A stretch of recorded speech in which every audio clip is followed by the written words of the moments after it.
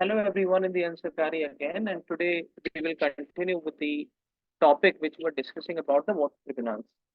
So yesterday हमने बात की कि जो interstate river disputes है उनके यहाँ पर उनको resolve करने के लिए constitution provides a mechanism in Article 262 of Indian Constitution where an independent tribunal will be constituted by the Parliament of India जिसकी जो रिकमेंडेशंस होती हैं या फिर जो डिसीजन होते हैं वो लीगली बाइंडिंग होते हैं बोथ द स्टेट्स के ऊपर। लेकिन हमने देखा है कि उन स्टेट्स के अंदर से जब बहुत सारे स्टेट सहमत नहीं होते हैं then they appeal into the normal judiciary that is the high court और the supreme court. But we have seen that specially in the recent context of Kaveri pact the supreme court has denied to intervene.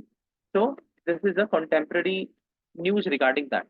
अगर हम बात करें important river tribunals के बारे में, तो Krishna river जो महाबलेश्वर हिल्स महाराष्ट्र से निकलती है और ड्रेन करती है आंध्र प्रदेश के अंदर, तो कृष्णा वाटर डिस्प्यूट ट्रिब्यूनल बनाया गया था जिसके अंदर चार स्टेट्स हैं स्टेक होल्डर्स, जिसमें कर्नाटका, महाराष्ट्र, तेलंगाना, आंध्र प्रदेश। महानदी महानदी उड़ीसा निकलती है आपकी छत्तीसगढ़ के अंदर से और उड़ीसा के अंदर ड्रेन करती है पैरादीप पोर्ट के ऊपर। तो महानदी रिवर के लेकर भी आपस में डिस्प्यूट है उड़ीसा एंड छत्तीसगढ़ स्टेट के बीच में, तो 2018 के अंदर ये ट्रिब्यूनल बनाया गया था। इसके अलावा महादाई महादाई आपके महाराष्ट्र, गोवा, कर्नाटका इन तीनों स्टेट के अंदर ड्रेनेज बनाती है 2010 के अंदर। रवि एंड ब्यास पंजाब, हरियाणा, राजस्थान। तो रावी और ब्यास ये दोनों ही रिवर है जो पाकिस्तान के अंदर ड्रेन करती है और 1986 के अंदर ये ट्रिब्यूनल बनाया गया था। So we can say that the earliest tribunal we have is the Ravi and Beas water tribunal. And Vansadhara, ये वन नहीं है, वम, BAM है, Vansadhara, sorry for the wrong spelling. Vansadhara water dispute जो कि आंध्र प्रदेश एंड उड़ीसा के अंदर ड्रेनेज करती है, यहाँ पर भी 2010 के अंदर हमने देखा कि ट्रिब्यूनल बनाए गए। अगर कॉन्स्टिट्यूशन की बात करें तो स्टेट लिस्ट के अंदर वाटर एज अ सब्जेक्ट आता है, एंट्री 17। स्टेट के ऊपर जो भी वाटर के ऊपर जो भी कानून बनाए जाएंगे स्टेट गवर्नमेंट बनाती है, लेकिन प्रोवाइडेड हमने देखा है कि स्टेट लिस्ट के अंदर भी सेंट्रल गवर्नमेंट कभी कानून बना सकती है। 5 कंडीशंस होती है जिसमें से एक कंडीशन है कि दोनों स्टेट्स, दो से ज्यादा स्टेट्स एक रेजोल्यूशन पास करे और सेंटर को बोले कि आप इस तरीके का लॉ स्टेट लिस्ट के ऊपर बना दीजिए, या फिर राज्यसभा स्पेशल मेजोरिटी से कोई रिकमेंडेशन देती है उसके ऊपर बिल बन जाता है, या फिर प्रेसिडेंट रूल के अंदर। तो स्टेट लिस्ट के अंदर 5 तरीके से सेंटर इंटरवीन कर सकती है। वाटर के अंदर स्पेसिफिकली अगर हम देखें तो 2 तरीके से कर सकती है। पहला, जब 2 या 2 से ज्यादा स्टेट लिख करके रिकमेंडेशन दे एज अ रेजोल्यूशन, और या फिर राज्यसभा इस तरीके का कोई बिल पारित करेगी। एंट्री 17 के अंदर क्या है, ये बताता है कि वाटर का सप्लाई कैसे होगा, irrigation, canal, drainage, embankment, water storage, water power, इन सारी चीजों के ऊपर जो रेगुलेशन और कंट्रोल की पावर है वो स्टेट के पास है। हमने इरिगेशन डिपार्टमेंट भी देखा जो डायरेक्टली स्टेट गवर्नमेंट की डिस्ट्रिक्ट मजिस्ट्रेसी के अंदर वो काम करते हैं। एंट्री 56 ऑफ यूनियन की अगर बात करें तो यहाँ पर इंटर स्टेट की बात है। इंटर स्टेट कॉमर्स हो, जो कि article 279 in 12th part of Indian constitution लिखा हुआ है, जो इंटर स्टेट कॉमर्स की बात करता है। इसी तरीके से इंटर स्टेट रिवर्स की और रिवर वैली की बात यूनियन के पास दी गई है। यूनियन उस पर कानून बनाती है और parliament by making a law gives the centre power to do सो।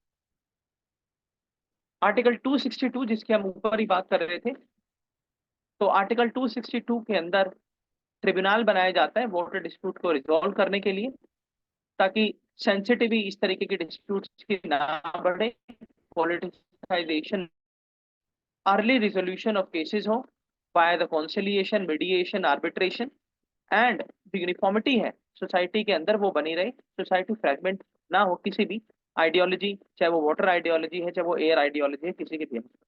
अगर कोई डिस्प्यूट ऐसा आता है तो पार्लियामेंट एक कानून बनाती है एडजुडिकेट करने के लिए दोनों स्टेट या 2 से ज्यादा स्टेट्स के बीच में अगर वाटर रिवर वैली का डिस्प्यूट है, चाहे वो कावेरी पैट की बात हो, चाहे वो गोदावरी की बात हो, चाहे वो कृष्णा की बात हो, क्योंकि 2 से ज्यादा स्टेट्स के अंदर रिवर जाती है। और पार्लियामेंट जब कानून बना देती है तो कॉन्स्टिट्यूशन के अंदर ये मेंशन है कि सुप्रीम कोर्ट या फिर कोई और कोर्ट इसके अंदर इंटरवीन नहीं कर सकते किसी भी तरीके, ना तो सुओ मोटो करेंगे और ना आप बाय अपील कर सकते हैं। ये पार्लियामेंट ही डिसाइड करेगी, because parliament represent the collective wisdom of the people, the sovereign will, and the representative democracy, not the executive democracy. तो पानी कितना डिस्ट्रीब्यूट होना है, इंटरस्टेट में कितना जाना है, ये पीपल की विल के ऊपर डिपेंड होता है, पीपल के एस्पिरेशंस के ऊपर डिपेंड होता है। So the parliament is most suitable as far as the constitution directions are concern. यहाँ पर अगर हम बात करें तो रिजॉल्व डिस्प्यूट्स डिफरेंटली। प्रपोज लो क्या क्या किए गए थे कि आप ट्रिब्यूनल बना करके, ट्रिब्यूनल मत बनाइए, बिना ट्रिब्यूनल के कीजिए। डिस्प्यूट्स रिजोल्यूशन कमेटी बनाई गई सेंटर के द्वारा, रेलिवेंट फील्ड्स के अंदर। मैक्सिमम टाइम था डिस्प्यूट्स रिजोल्व करने का 18 मंथ्स। सेकंड लेवल यानी सेकंड रिफॉर्म जब आया तो ट्रिब्यूनल बनाए गए, मल्टीपल बेंचेस आए, चेयरपर्सन अपॉइंट किए गए, वाइस चेयरपर्सन होते थे, 6 नंबर्स मेंबर्स का एक कमीशन होता था।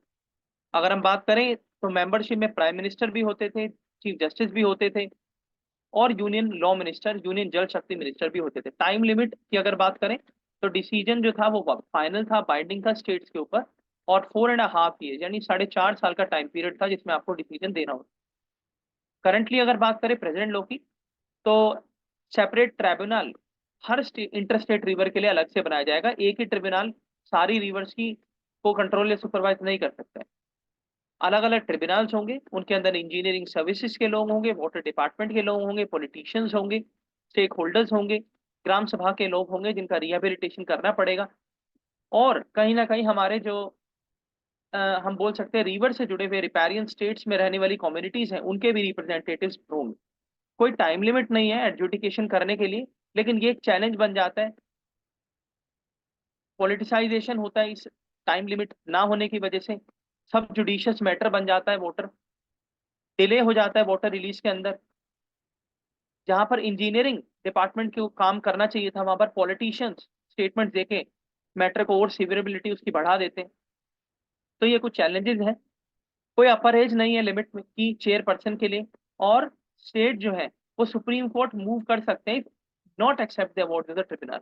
यानी दोनों स्टेट्स अगर एक्सेप्ट नहीं करते हैं तो वो सुप्रीम कोर्ट जा सकते हैं, लेकिन again the intervention is really typical as far as the constitutional direction to the courts are. Ravi and Beas की बात करें तो 33 ईयर्स हो गए हैं इसको। कृष्णा की बात करें तो 15 ईयर्स, अभी भी सब जुडाइज मैटर है, जो कि हमने ऊपर भी बात करी, कोर्ट के अंदर मैटर पड़ा हुआ है। वंशाधारा 9 ईयर्स हो गए हैं। महादाई अभी तक कोई डिसीजन नहीं आया, और महानदी 1 ईयर हो गया इसको भी ट्रिब्यूनल को कंस्टिट्यूट हुए, लेकिन कोई अभी तक रिजल्ट नहीं निकला है। Active river water sharing tribunals in India, तो कृष्णा, महानदी, महादाई, रवि, ब्यास, वंशाधारा, इनके ऊपर हमने बात की। कृष्णा, तो यहाँ पर हम देखते हैं कि inter state river dispute act 1956 के तहत कौन कौन से ट्रिब्यूनल्स हैं मेजर मेजर रिवर्स के ऊपर। Krishna river, Maharashtra, Andhra, Karnataka, 3 states. Godavari largest river है, तो लार्जेस्ट नंबर ऑफ स्टेट्स भी होंगे, तो महाराष्ट्र, आंध्र, कर्नाटक, मध्य प्रदेश एंड उड़ीसा। हालांकि उड़ीसा के अंदर ये डायरेक्टली नहीं जाती है, लेकिन कुछ कैचमेंट एरिया वहां पर पड़ता है, इस वजह से उड़ीसा भी डिपेंडेंट स्टेट है। नर्मदा की अगर बात करें तो राजस्थान, मध्य प्रदेश, गुजरात, महाराष्ट्र। कावेरी, कावेरी पैट जिसके ऊपर हम बात कर रहे थे, इसमें हमारे 3 स्टेट्स हैं और एक यूटी है, पौंडीचेरी, केरला, कर्नाटक, तमिलनाडु। कृष्णा की अगर बात करें तो महाबलेश्वर हिल से निकल के कर्नाटक, महाराष्ट्र, कर्नाटक, आंध्र। मांडोवी गोवा, गोवा से निकलती है, कर्नाटक, महाराष्ट्र होते हुए ड्रेन करती है, और Vansadhara Andhra and Orissa. Entry 7, entry 56 की हमने ऊपर ही बात की। डिस्प्यूट रिजोल्यूशन कमेटी की भी हम बात कर चुके हैं कि 1 साल के अंदर आप डिस्प्यूट को रिजोल्व कीजिए, सेटलमेंट कीजिए इंटरस्टेट रिवर के ऊपर अगर कोई डिस्प्यूट क्रिएट होता है। लेकिन अभी वो बिल स्टेज में ही है, अभी कोई इफेक्टिव उसका हम बोल सकते हैं एक्ट नहीं बना है, तो that is wait and watch policy. International water conflicts की अगर बात करें तो this is a very we can say fascinating image which has been represented by one of the partners. Indus river, India and Pakistan, Indus river की हमारे यहाँ treaty भी है, इंडस वाटर कमिश्नर भी हैं जिनको अपॉइंट किया जाता है। In detail we will in the next session talk about कि क्या कंपोजिशन होता है इंडस वाटर कमीशन का।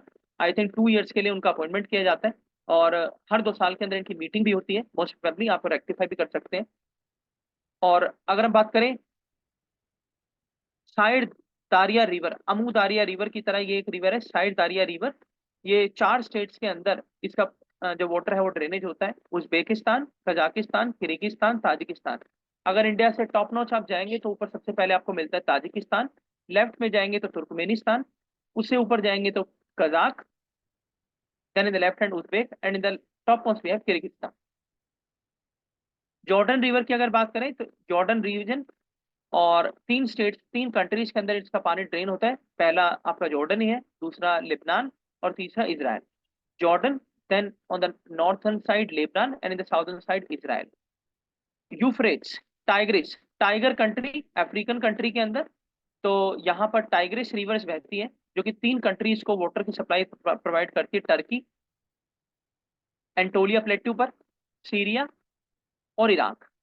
सेनेगल रिवर, सेनेगल रिवर आप देख सकते हैं वेस्टर्न, नॉर्थ वेस्टर्न अफ्रीका, सब सहारन रीजन के अंदर।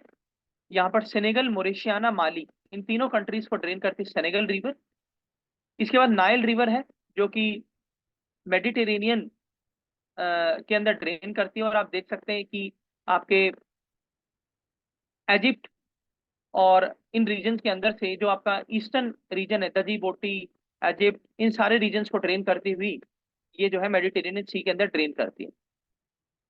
मेकोंग रिवर, मेकोंग काउंसिल भी हमारे यहाँ पर है। तो मेकोंग गंगा रिवर पैक्ट। तो मेकोंग रिवर फोर कंट्री, जो हमारी साउथ ईस्ट एशियन कंट्रीज और हमारे नेबर स्टेट्स भी हैं, उनको ड्रेन करती है, जिसमें कंबोडिया, लाओस, थाईलैंड, वियतनाम। अगर हम चलते हैं तो सबसे पहले आता है Cambodia, then Laos, Cambodia, Thailand, Laos, Vietnam. यहाँ पर मेकोंग रिवर है, और इसी के ज्वाइन करके मेकोंग गंगा प्रोजेक्ट भी हमारे यहाँ पर। अगर चाइना इंडिया की बात करते हैं तो the largest and the mega river is the Brahmaputra river. Brahmaputra को अलग अलग नामों से भी जाना जाता है। चाइना और तिब्बत प्लेट्यू से ड्रेनेज और कैचमेंट एरिया बनाती हुई अरुणाचल के अंदर रींग पतकाई रीजन से होती हुई और मानस वैली से गुजरते हुए असम के अंदर से, और ये बे ऑफ बंगाल के अंदर ड्रेन करती है। अगर ब्रह्मपुत्र की बात करें तो 2900 किलोमीटर की इसकी टोटल लेंथ है। तिब्बत से ओरिजिनेट होती है, अरुणाचल के अंदर एंटर करती है। गंगा, जिसको मेघना और पद्मा के नाम से जाना जाता है, इस रीजन के अंदर उसके साथ मर्ज करती है। हाइड्रो हाइड्रो इलेक्ट्रिसिटी की अपनी इंपॉर्टेंस है इंडिया और बांग्लादेश के लिए। एग्रीकल्चर डिपेंडेंट काफी है, और एग्रीकल्चर इंडस्ट्री असम प्लेन्स के अंदर ब्रह्मपुत्र के रिवर वाटर पर है। सालाना हम देखते हैं कि जो ब्रह्मपुत्र का वाटर है, जिसमें कि ज्यादा रिलीज भी हो जाता है, और दूसरा रेनफॉल की वजह से भी फ्लड्स आ जाती है, सोइल लीचिंग होती है, और हाइड्रो इलेक्ट्रिक प्लांट्स को भी थोड़ा नुकसान देखने को मिलता है। अगर हम बात करें तो कुछ एक्सपर्ट्स का ऐसा मानना है कि जो फ्लो है ब्रह्मपुत्र का, वो इंडिया के अंदर थोड़ा कम हो रहा है, because of some geopolitical tensions where the water is reduced and the water supply is reduced by the our northern border country। और बायलेटरल ट्रीटी भी है प्लेस में सस्टेनेबल मैनेजमेंट के लिए ब्रह्मपुत्र रिवर के ऊपर between China and India. So in this session we are ending here. Thank you so much and keep watching Answer Prime.